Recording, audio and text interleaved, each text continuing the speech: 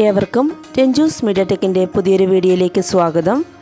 ഇന്ന് മലയാള അക്ഷരത്തിലെ ഓ എന്ന ചിഹ്നം ഉപയോഗിച്ചുകൊണ്ടുള്ള ഒരു വായനാ കാർഡാണ് ഇന്ന് നിങ്ങളുമായി പങ്കുവയ്ക്കുന്നത്. ഓ എന്ന ചിഹ്നം ഉറയ്ക്കാത്തവർ വായനാ കാർഡ് സൂക്ഷ്മമായി ശ്രദ്ധിക്കുകയും നിരീക്ഷിക്കുകയും ചെയ്താൽ ഈ പ്രശ്നം പരിഹരിക്കാൻ സാധിക്കുന്നതാണ്. ഏവർക്കും ഒരിക്കൽ കൂടി വീഡിയോയിലേക്ക് സ്വാഗതം. തോമസിൻ്റെ ഒരു ദിവസം.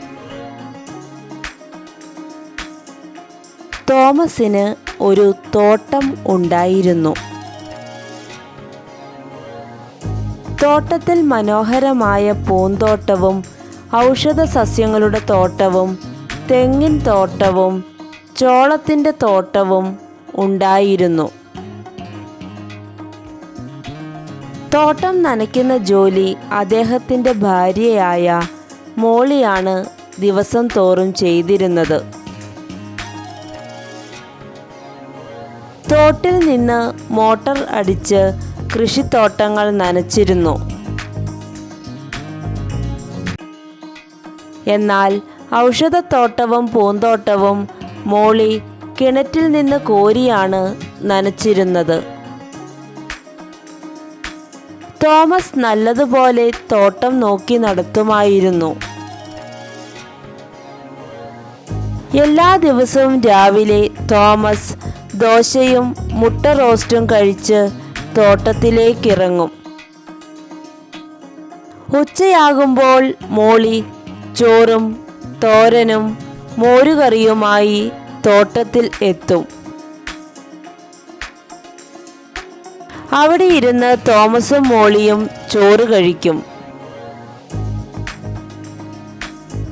ചോറ് കഴിച്ചു കഴിഞ്ഞ ശേഷം മോളി തോട്ടം ഒന്ന് ചുറ്റിക്കാണും. പിന്നീട് ചോറ് പാത്രം എടുത്ത് തിരിച്ച് വീട്ടിലേക്ക് പോകും. അപ്പോൾ തോമസ് വീണ്ടും കൃഷിത്തോട്ടത്തിലെ ജോലികളിലേക്ക് കടക്കും. ഏകദേശം 3 മണിയോടെ തോട്ടത്തിലെ ജോലി നിർത്തി തോട്ടിൽ പോയി കുളിച്ച് വീട്ടിലോട്ട് പോരും. അപ്പോഴേക്കും മോളി ചായയോടൊപ്പം കഴിക്കാനായി ബോണ്ട ഉണ്ടാക്കും. 4 മണിയാകുമ്പോഴേക്കും തോമസും മോളിയും ഹോർലിക്സ് ഇട്ട ചായയും കൂടെ ബോണ്ടയും കഴിക്കും. 5 മണിയാകുമ്പോഴേക്കും തോമസ് തോണിയിൽ കയറി കോലത്തൂർ പട്ടണത്തിൽ പോകും. നാട്ടുകാരോട് സന്തോഷത്തോടെ സംസാരിച്ച് കുശലാന്വേഷണങ്ങൾ അന്വേഷിച്ചു കഴിയുമ്പോൾ സാധനങ്ങൾ വാങ്ങിക്കാൻ ചോട്ടുവിൻ്റെ കടയിലേക്ക് പോകും. സാധനങ്ങൾ മേടിച്ച് തോണിയിൽ തിരിച്ച് വീട്ടിലെത്തി മോളിയെ സാധനങ്ങൾ ഏൽപ്പിച്ചിട്ട് വീണ്ടും തോട്ടിൽ കുളിക്കാൻ പോകും. തിരിച്ചു വരുമ്പോൾ തോമസും മോളിയും ചൂട് ചോറും കോവയ്ക്കാ തോരനും മോരും കൂടെ തോട്ടുമീനും കൂട്ടി ഭക്ഷണം കഴിക്കും. പിന്നീട് ദൈവത്തോട് നന്ദി പറഞ്ഞ് ഉറങ്ങാൻ പോകും. ഓ എന്ന ചിഹ്നത്തിന് പ്രാധാന്യം നൽകുന്ന ഈ കൊച്ചു വായനാ കാർഡ് ഏവർക്കും ഉപകാരപ്രദമായി എന്ന് പ്രതീക്ഷിക്കുന്നു.